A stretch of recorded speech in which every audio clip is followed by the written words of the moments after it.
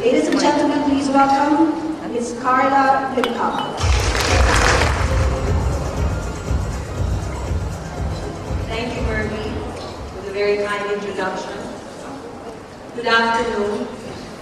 I would like to thank the organizers of this conference, and in particular, my dear friend, Ms. Marisa Oga, for inviting me to speak before you today. The topic I've been asked to present is women empowerment in the maritime industry. I'm sure that the men in the audience are wondering how much more empowerment women in this country need, given the fact that the Philippines is already considered a matriarchal society. There is in fact a favorite joke about how men suffer from the asthma condition. Asthma what?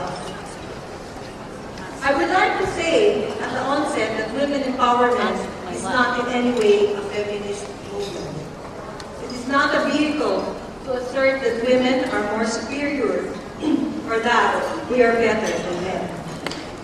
There are different forums for that discussion, but this is not one of them. To clarify this, I would like to begin with the definition of the word empowerment. Wikipedia defines empowerment as increasing the spiritual, political, social, or economic strength of individuals and communities. It often involves the empowered developing confidence in their own capacities. Empowerment implies that there are sectors in society that are marginalized. We know that indeed this is true. There are communities of women, cultural and religious groups, children, and indigenous clusters who are minorities, depending on where in the world they are.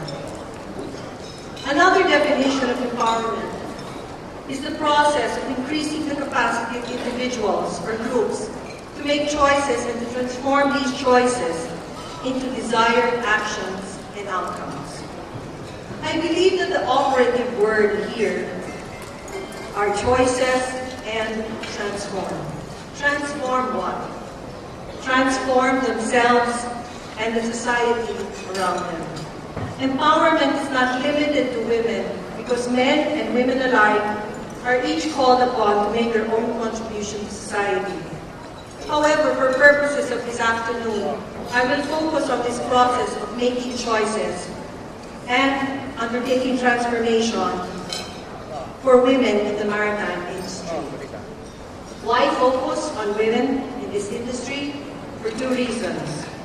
The first is because it is a reality and a fact that the maritime industry has tended to be viewed as a man's world.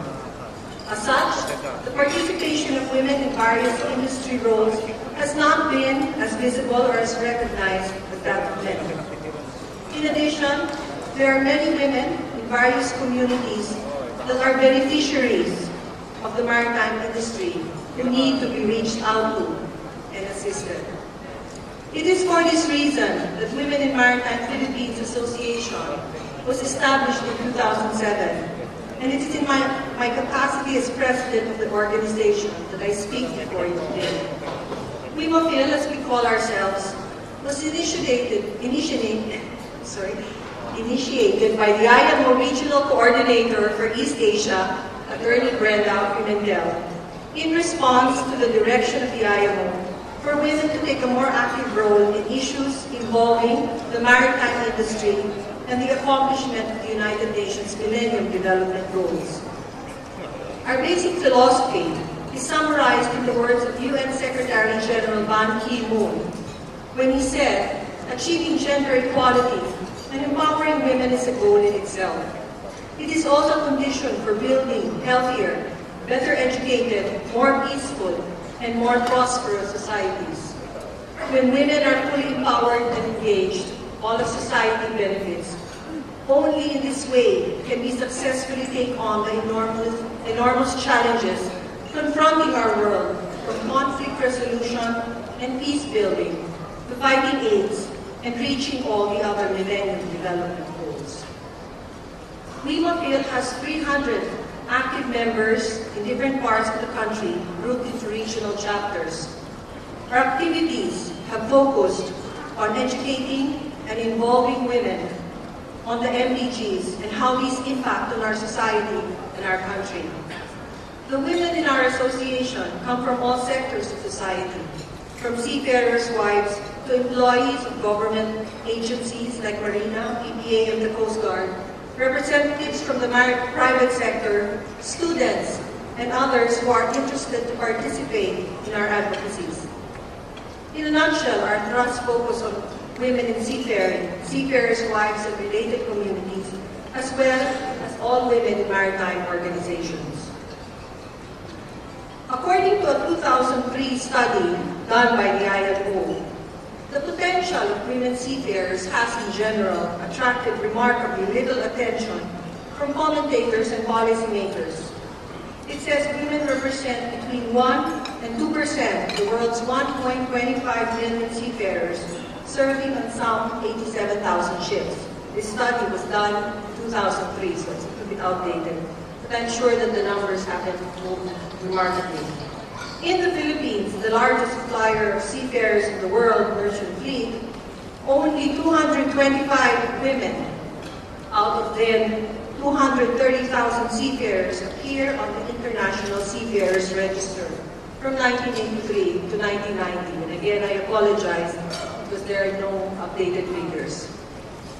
There have been studies on the role of gender in the seafaring industry. While there have been women across the centuries who have made their reputation on board as sailors, especially in Western countries, they were few and far between. Most chronicles of women on board vessels in the 18th and 19th centuries spoke of their being wives of the officers and crew. In the Philippines, in particular, there seems to be no data on the number of female enrollees in maritime colleges, or even updated data on the number of women who are registered seafarers. I am sure that the numbers continue, though, to be far less than the men. And while today there are a growing number of women who now work on board, they are mostly on cruise vessels in the areas of administration, restaurant and bar service, and housekeeping. There are still very few female officers and cadets on board cargo vessels. As such, PIMAPIL has embraced as one of its thrusts a campaign to encourage and empower women to adopt seafaring as a profession. In order to make this happen, we recognize that there are 3 stages that need to be addressed. First, this is the area of recruitment. 2 years ago, our Western Visayas chapter launched the search for the model cadet and cadet. The purpose of this was to raise awareness on the opportunities that are available to women in this career. Schools participated by fielding their best cadets and cadets in terms of academics, leadership, and personality. I must say, after having sat as a judge and a witness to the event, that the female cadets were certainly at par with their male counterparts. It is the hope of our Western Visayas chapter to expand this to a regional and eventually national search. On a broader scale, I think we believe that we need to lobby with schools to come up with programs that can provide better preparation for female candidates who are interested to pursue a maritime education, so that they are fully aware of the opportunities that are ahead of them and are adequately prepared for the challenges that they will face. There should be regular follow-up sessions with the schools, and if possible, existing female officers can be brought in as resource persons. The next stage is helping these cadets as they actually make the transition into sea life. It has been recognized that oftentimes these women face issues such as discrimination, harassment, difficulties in work, and lack of proper accommodations. In this area, various stakeholders must look into providing the legislation that will protect and nurture these women on board while allowing them to work as equals with their male counterparts. They should have mentors who can guide them and help them with concerns that they may have on board. And finally, there is a stage where their hopes and aspirations must be nurtured as they continue to return to sea. While women may not enter the industry in big numbers, those who do, if given a chance, can be a valuable asset to their employers. And so it is in their best interest to provide the environment that will allow for career advancement for these women.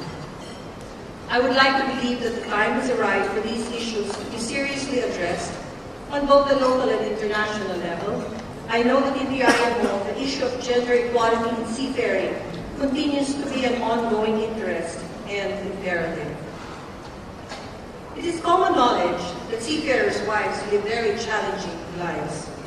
Aside from dealing with the separation from their spouse, they need to single-handedly run their households and care for their children and extended family while their husbands are away. In our company, Philippine Transmarine Carriers, we have developed a program for the holistic growth of the wives of our seafarers so that they may continue with the development of their potentials as individuals and in turn become better wives and mothers despite the challenges they face. Our NCR chapter affords these women an opportunity to become a part of Limcaoco so that they can participate in programs and activities that bring education and opportunity to other marginalized sectors. Simple activities such as promoting reading among children, participation in the United Nations Stand Up and Take Action activity, seminars on gender equality, HIV/AIDS, and other women's health issues, as well as feeding programs, among others, allow these women to share their education to help empower poorer communities. To allow women to be involved in concerns outside of the routines of their daily lives is to broaden their perspective and help them realize a potential within them that perhaps they were unaware of. Studies done on volunteerism indicate the numerous benefits to an individual, such as learning new skills, enjoying a sense of achievement, meeting more people, and becoming a part of a wide range of activities. In the act of becoming more exposed and self-fulfilled, these women become more capable of fulfilling their daily responsibilities as wives and mothers. By knowing that they are able to make even a slight difference in the life of others, these women attain a sense of purpose which transcends their own aspirations. For women who are already part of the government or the private sector, empowerment means sharing the talent, time, and resource which they have access to with marginalized groups. Last January 2010, Limcaoco was able to co-host with Marina the Women in Asia Conference, where 50 women from 17 countries came to the Philippines to discuss how to further advance women in seafaring and in the maritime sector in other countries. It was very heartening for us to meet and share with women who had never thought that they could be empowered. I personally felt so fortunate that our culture in the Philippines allows women more freedom than those in more restrictive countries. Our Limcaoco Northern Mindanao chapter has focused on, among other things, the importance of sustaining and protecting the environment. These activities open the doors for those in fishing or coastal communities to nurture and give back to the oceans, the very source of their livelihood.